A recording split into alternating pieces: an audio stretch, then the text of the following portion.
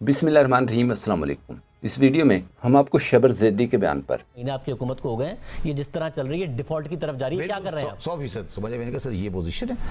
तो खरगोश को गाजरें चाहिए दोबारा से, तो खरगोश का गाजरें खाने को दिल कर रहा है। गाजरें मतलब खरगोश केयर टेकर बनना चाह रहा है। तो और ख्वाजा आसफ के आगे नारे सबसे बड़ा चोर है सियालकोट का। और पीछे से लात लगने पर इस पर दिलचस्प और मालूमाती तबसरे दिखाएंगे। सबसे पहले स्क्रीन पर यह क्लिप देखें जो इस वक्त सोशल मीडिया पर वायरल है। ये ख्वाजा आसफ का हल्का सियालकोट बताया जाता है। किसी तकरीब में शिरकत करने गए थे, पीछे से किसी ने लात मारी, घबरा कर पीछे देखा और फिर जब आगे देखा तो सियालकोट का चोर आया के नारे लग रहे थे। सबसे बड़ा चोर आया, सबसे बड़ा चोर है सियालकोट का।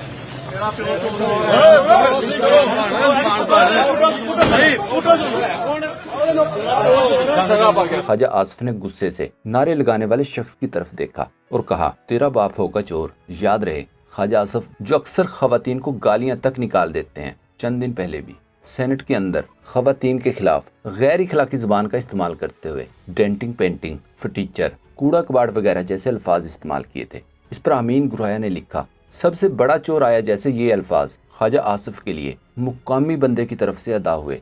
ख्वाजा मोहम्मद आसफ इसे काफी देर तक हैरत में देखता रहा। गालिबन इसकी शक्ल याद कर रहा होगा ताकि पुलिस से उठवा सके। शाहिद चौधरी ने कहा, डर और खौफ ख्वाजा आसफ के चेहरे पर नुमाया देखा जा सकता है। इमरान अफजल राजा ने ट्वीट किया, इस बंदे की क्या क्रेडिबिलिटी होगी जो अपने इलाके में चोर चोर के नारे सुन रहा है। हालांकि सब जानते हैं कि ये कितना कमजरफ और बदमाश आदमी है। खौफ ज़्यादा नहीं होती अवाम अब। मखसूस निशस्त पर MNA ख्वाजा आसफ की भांजी शीजा फातिमा के एक ट्वीट पर शहबाज गिल ने शीजा फातिमा से सवाल किया, मोहतरमा इंतहाई अदब के साथ, क्या ख्वाजा साहब घर पर भी अखलाक बाख्ता कूड़ा कबाड़ जैसे अल्फाज अता फरमाते हैं? और अगर कोई स्किन ट्रीटमेंट के लिए जाता है तो क्या वापसी पर पूछते हैं कि आपकी डेंटिंग पेंटिंग कैसी रही, या फिर ये इल्काबात सिर्फ बाहर की औरतों के लिए हैं? इमरान अफजल राजा ने कहा, सबसे बड़ी मिसाल खुद मरियम है जिसका काम डेंटिंग पेंटिंग से आगे निकल चुका है। दूसरी तरफ स्क्रीन पर शबर ज़ैदी का ये क्लिप देखें। बगैर किसी सबूत के हक़ाइक़ को नज़रअंदाज करके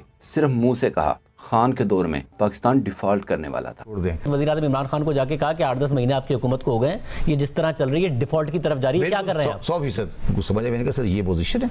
उसने फोन किया असद को, उसने कहा असद ये तो ये कह रहे हैं। इस पर नून लीगी लिफाफे आउट ऑफ कंट्रोल दिखाई दिए। जैसे मुनीफ फारूक ने कहा, यूथ ब्रिगेड को ये इंटरव्यू देखना चाहिए, गालियां देने से काम नहीं चलेगा। हकीकत ये है कि PTI दौर में मईशत डूब रही थी। इस पर तबसरों से पहले जान लें कि शबर ज़ैदी का ये बयान इसी तरह अचानक सुनने को मिला, जैसे PTI के कुछ रहनुमाओं ने अचानक प्रेस कॉन्फ्रेंसेस की थी, वरना इसके आज से पहले तक सैकड़ों बयानात हैं जिसमें ये इमरान खान की मुआशी पॉलिसियों की तारीफ सबूतों के साथ करते रहे। ये क्लिप देखें। 3.5 साल की गवर्नमेंट में, इमरान खान की गवर्नमेंट में, मुझे कोई भी आदमी मुझसे साबित कर दे कि इमरान खान ने माशी पॉलिसी में ये गलत पॉलिसी अप्लाई है।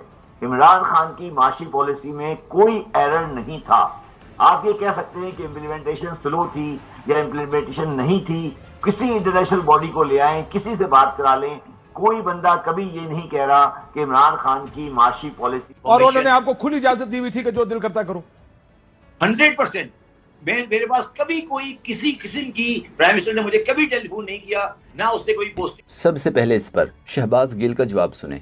आर्टिफिशियल इंटेलिजेंस पर चलने वाले एंकर जिनका नाम शाहजेब खानजादा रखा हुआ है, उनके शो के अंदर वो ये कह रहे थे पाकिस्तान डिफॉल्ट हो गया था 2019 में। डायरेक्टली असद उमर पर डाल रहे थे और इनडायरेक्टली वो इमरान खान पर डाल रहे थे। तो खरगोश को गाजरें चाहिए दोबारा से, तो खरगोश का गाजरें खाने को दिल कर रहा है। गाजरें मतलब खरगोश केयर टेकर बनना चाह रहा है। तो खरगोश ने अपनी CV रख दी है केयर टेकर बनने के लिए। जैसे खरगोश को गाजरों का शौक होता है, शबर ज़ैदी साहब को फिर से शौक उठाए। लेकिन मुझे वो याददाश्त आ गई पुरानी, जब ये हर रोज़ हाँफते हुए प्राइम मिनिस्टर के सामने आते थे और कहते थे मैं काम नहीं कर सकता, मुझे थोड़े से हेल्थ के इश्यूज़ हैं, मुझे छोड़ दीजिए, मैं काम नहीं कर सकता। फिर जब रिलीव करते थे फिर कहते थे मैंने ज़हन बदल लिया, मैंने फिर काम करना है। फिर दूसरे दिन यही करते थे। तो जब आपको मौका दिया था तो आप फ्लैट हो गए थे, आपके टायर और ट्यूब दोनों से हवा निकल गई थी। अब आप बैठ के कहते हैं कि पाकिस्तान 2019 में डिफॉल्ट हो गया। हालांकि आप पाकिस्तान की रेटिंग चेक कर लें, मूडीज़ की कर लें, स्टैंडर्ड एंड पुअर की कर लें, आप देखेंगे कि 2018 में वो CCC पे जो रैंकिंग खड़ी है वो 2019 में 2022 में वो बेहतर होती गई है। आपने केयर टेकर बनना है, ज़रूर बनिए। आजकल आपको बहुत सारे केयर टेकर मैदान में नज़र आएंगे। कोई सांडे का तेल बेचेगा, कोई जंतरियाँ बेचेगा, कोई आपको 70 साल की उम्र में पाकिस्तान को एकदम 25 साल का जवान बना देगा। बसों के अंदर यही लोग करते हैं, एक गोली खाएं और 60 साल की उम्र में 25 साल जितने जवान हो जाएं।